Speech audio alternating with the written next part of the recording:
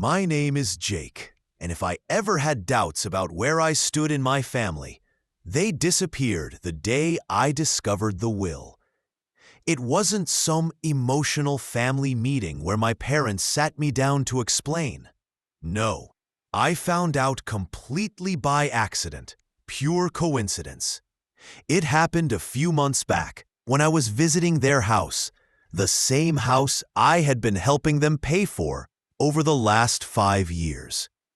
I covered the mortgage, bought groceries, and even handled repairs. I was the one keeping things afloat, while my brother Eric contributed absolutely nothing. And when I say nothing, I mean no job, no responsibilities, just waiting for life to hand him everything, which my parents seemed eager to provide. That day, I was helping my dad with paperwork, since neither of them ever bothered learning how to manage these things. He asked me to scan a stack of documents, legal and financial papers. I didn't think much of it until I noticed a folder labeled Estate Plan and Last Will and Testament. Now, I'm not usually one to snoop, but after years of supporting them financially, it didn't seem unreasonable to know how things were arranged for the future. So, I opened it. What I saw made my stomach drop. Everything, yes, everything was going to Eric. The house, the savings, the assets. My name wasn't mentioned anywhere except in a vague line about loving both sons equally. Equal love? Hard to believe when their so-called golden child was set to inherit everything, while the son actually paying the bills wasn't even acknowledged. I felt like a fool. I had been bending over backward, making sure they never had to stress about finances, only to find out they were planning a future where I didn't exist in the picture. Eric wasn't just lazy, he was entitled. He had never lifted a finger, or maybe because he knew exactly how to manipulate them. Whatever the reason, their decision was clear. I sat there staring at the paper, my hands shaking with anger and betrayal. Had this always been their plan? Was I just their free financial safety net, with no appreciation in return? I don't know how long I sat frozen before my dad noticed I wasn't scanning anything. "Hey, Jake, what's taking so long?" he asked. I didn't even hide it. I held up the will and looked him straight in the eye. "So this is how it is?" I asked calmly. "Everything goes to Eric? After everything I've done for you?" His face went pale. Then he sighed, like I was a child overreacting. "Jake, it's not what you think." "Really?" I snapped. "Because it looks pretty clear. I've been paying your mortgage, groceries, fixing the place up, while Eric does nothing. And yet you've decided he's the only one who matters." My dad looked uncomfortable, but offered nothing more than, "It's complicated." No apology, no real explanation, just a weak excuse, as though I'd let it slide and go back to being their personal bank account. I should have walked away right there, but I wanted to hear it from both of them. So I called for my mom. When she came in and saw me holding the will, her face showed guilt, but her words made my blood boil. "Jake, honey, you don't need the inheritance," she said softly, almost patronizing. "You have a good job, you're independent. Eric struggles. We just want to make sure he's taken care of." That was the breaking point. They knew exactly what they were doing, and fully believed it was justified. After years of enabling Eric's laziness, they were now planning to reward it, while tossing me aside like I never mattered. I clenched my jaw, set the will down, and said calmly, "Got it. Glad to know where we stand." Then I walked out, ignoring their calls as I slammed the door. They had made their decision. Now it was time for me to make mine. From that day on, I didn't return, didn't call, didn't check in. For the first time in years, I let them handle their own problems. Need repairs? They could figure it out. Need groceries?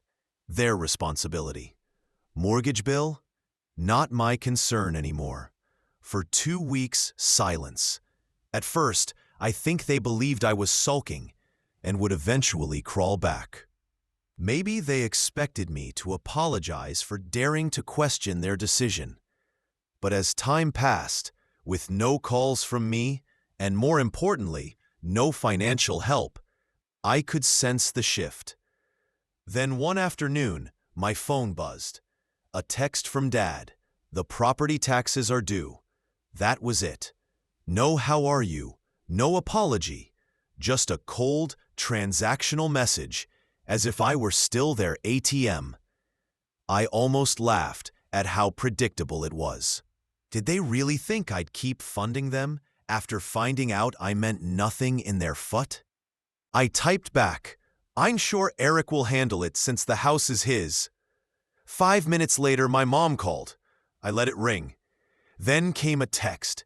"Jake, please don't be like this. We need to talk." Now they wanted to talk, now that the bills were piling up. I waited an hour before replying. "There's nothing to discuss. You made your choice. Live with it." I thought that would settle things for the day, but then Eric chimed in. His text read, "Dude, why are you being such a drama queen? It's not a big deal. Just help them out like always." Not a big deal? He acted like I had no right to be upset. I replied, "No, you're the favorite, remember?" Eric shot back, "Oh my God, are you seriously mad about the will? Grow up, man, it's just money." Just money? Convenient for him to say when he was the one inheriting it. I answered, "Then you won't mind paying the mortgage with that money, right?" Silence. Minutes later, Mom texted again, pulling the guilt card. "Jake, we're your parents. Families take care of each other. We did so much for you growing up, and now you're abandoning us?" Abandoning them? I had carried them financially for years while they coddled Eric. And now that they were forced to face the results of their own choices, I was the villain? Not this time. I replied, "You made it clear I wasn't family when you left me out of the will. Eric can take care of you." I could almost picture her gasp, the dramatic victim routine she always resorted to. Then Dad texted again. "We're not asking for much, just a few months' mortgage until we figure things out. Don't be selfish." Selfish. That word hit hard. After years of sacrificing time, money, and energy for them, I was suddenly the selfish one? I typed back, "No, I'm done." Then I turned off my phone. The next morning, things escalated. I woke up to a bank notification. My mom had sent me a transfer request for $3,500. No message, no explanation, just a demand. The exact amount of their overdue mortgage. I declined instantly. Within minutes, my phone rang. Mom again. I ignored it. Then came another text. "Jake, why did you decline? We're going to lose the house if you don't help." I replied, "Not my responsibility. Try Eric." Seconds later, Dad texted, "You're really going to let your parents become homeless?" The manipulation was laughable. They weren't broke, and they weren't about to be on the streets. They simply didn't want to use their own savings because they were used to me paying. Later that night, Eric texted again. "Just send them the money. You're making this a bigger deal than it is." I replied, "You mean the money you're inheriting? Why don't you send it?" He answered, "You know I don't have that kind of cash right now." Of course, suddenly affordability mattered when it was his turn. I shot back. "Then figure it out. You're the one they chose." No response. For the first time in years, I felt at peace, like I had finally broken free from their endless expectations. But the next day, it escalated even further. While at work, I got a call from my apartment's front desk. "Hey Jake, your parents are here." I almost dropped my phone. "What?" I asked. The receptionist hesitated before adding, "They say it's an emergency. Emergency? And that I won't answer their calls? Oh my God, now they've shown up at my apartment just because I stopped paying their bills. I took a deep breath, pinching the bridge of my nose. Please don't let them up. I'm not expecting anyone. There was a pause on the line. They're being kind of insistent. I clenched my jaw. I don't care. They can leave. I hung up. Immediately, a text came from Mom. We downstairs. Open the door. No question, no explanation, just another order. I ignored it. Another text followed. Jake, we're not leaving until you talk to us. I exhaled sharply, stood up from my desk, and realized they weren't backing down. Fine. If they wanted a confrontation, they were about to get one. I grabbed my keys and stormed downstairs, my blood boiling. I wasn't scared. I was furious. The nerve of them. Showing up uninvited, demanding money like I was their personal ATM. No phone call first, not even a half-hearted apology, just an ambush. They thought they could corner me into submission like I was still some naive kid. I yanked the door open, and there they stood, Mom, Dad, and of course, Eric. All three in a stiff little formation, as if staging a family intervention. Mom had her arms crossed, wearing her classic disappointed expression. Dad stood rigid, hands shoved in his pockets, face a mix of entitlement and frustration. Like he couldn't believe he had to do this in perso. And Eric, the leech, looked bored, like this was only a minor inconvenience for him.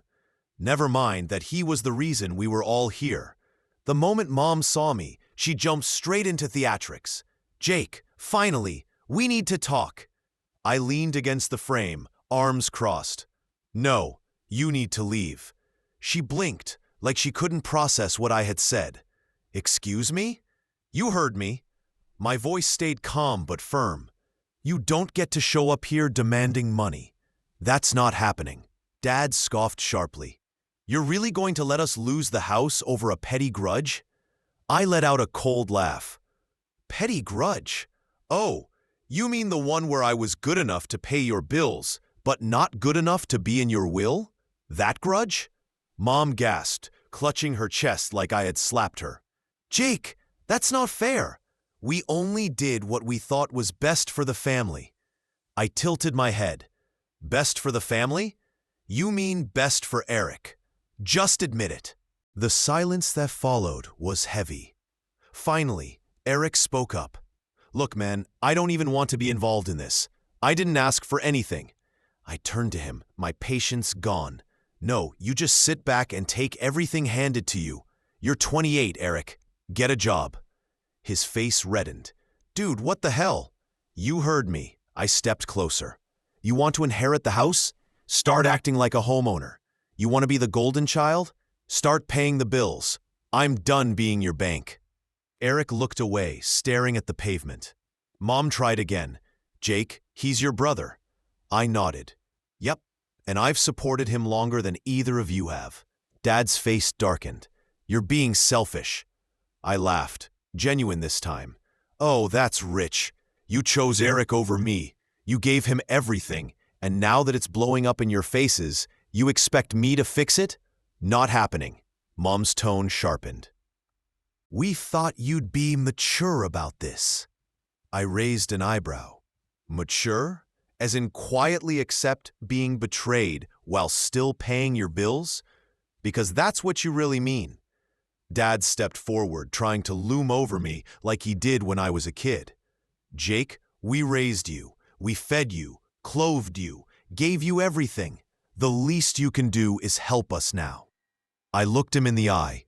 I already did, for years, and you repaid me by cutting me out. Mom's lip trembled. We thought you'd understand. I shook my head. Oh, I understand. I understand I was never family to you, just a paycheck. Silence again, thick, unavoidable. I turned to Eric. And you? What's your excuse? You had years to step up, to build your own life, to contribute, but you didn't, because you knew they'd take care of you, and when they're gone, you expected me to step in, didn't you? Eric finally snapped. What do you want me to say, man? I didn't ask for this. I nodded slowly. Right, you didn't ask, you just benefited. He opened his mouth, then shut it again. Nothing. Mom tried one last plea. Jake, we're family. Family takes care of each other. I stared at her for a long moment. Exactly. So why didn't you ever take care of me? She froze. No words, no comeback. I let out a breath, lighter than I'd felt in years. We're done here. I turned and walked back inside, closing the door behind me. Before I reached the couch, my phone buzzed. A text from Dad. Wow, after everything we've done, you're really abandoning us? I smirked and typed back. No, you abandoned me. I'm just finally accepting it. I hit send. Then I blocked their numbers. But blocking them only made things worse. Within a day, posts started popping up on Facebook. My parents had never been tech-savvy, but they knew how to air grievances online. At first, I thought it was the usual drama, just them being dramatic. But the more I scrolled, the clearer it became. This wasn't just about bills anymore. They were painting me as the villain. Mom wrote about how she didn't raise her son to be so selfish, how true family always helps. Friends chimed in, calling me a disappointment. Dad posted, so-called family should never turn their back. We gave our children everything, and this is how we're repaid. My son abandoned us in our golden years. He tagged me, ending with, I hope you're happy. Then Eric joined in. He shared, some people think family is just about money. They don't realize family is about love and sacrifice. I'd do anything for my parents, but some people don't get that. They're too wrapped up in themselves to know what family really means. That was it. My breaking point. They had twisted everything, turned me into the selfish son, the ungrateful one who didn't care. I, the one who had carried the weight for years, was now the villain. I didn't react immediately. I sat with it for a few hours, collecting myself. But the more I thought, the more I knew I couldn't let them control the narrative. So I opened my own Facebook account, the one I used only for close friends and relatives, and I wrote, I've stayed quiet, but I can't anymore. My family has been sharing things about me that aren't true. They've painted me as selfish and unwilling to help. The truth is, I've supported them for years, paying bills, covering groceries, even handling taxes. But respect has to go both ways. Over time, I realized I was never treated as equal. Eric was given everything, while I was expected to keep giving without recognition. When I learned they left everything to Eric in their will, it confirmed what I already knew. I was never seen as part of the family, just the one they could rely on for money. I've paid enough, I've given enough, and I deserve respect. As for Eric, he's 28, never worked, and has avoided responsibility his whole life. He's had years to grow up. It's not my job to carry him. To everyone watching this unfold, remember, there are two sides to every story. Family should be built on respect, not exploitation. I'm not turning my back on family. I'm choosing myself. I won't be their doormat anymore. I hit post, and for the first time, I felt relief. The response was immediate. Some relatives reached out with support, saying they finally understood. It felt freeing to tell the truth. But then came the backlash. Eric messaged, "You're a traitor. How could you air our business online? You've disrespected family." Dad called, yelling, "You've ruined everything. You'll regret cutting us off." But I didn't regret it. Not for a second. I blocked them all. I was finally free. And in the days that followed, I felt the weight lift. No more being the fixer. No more being treated as less than. I could finally live on my own terms. So no, I don't regret cutting them off. I deserve better. From now on, I'll surround myself with people who value me for who I am, not for what I can give. It's time to move forward, for good.